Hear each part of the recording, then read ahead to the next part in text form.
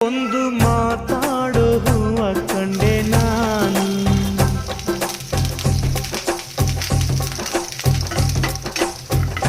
ಬಾಡದಂತ ಪ್ರೀತಿಯ ಹೂ ನೀನು.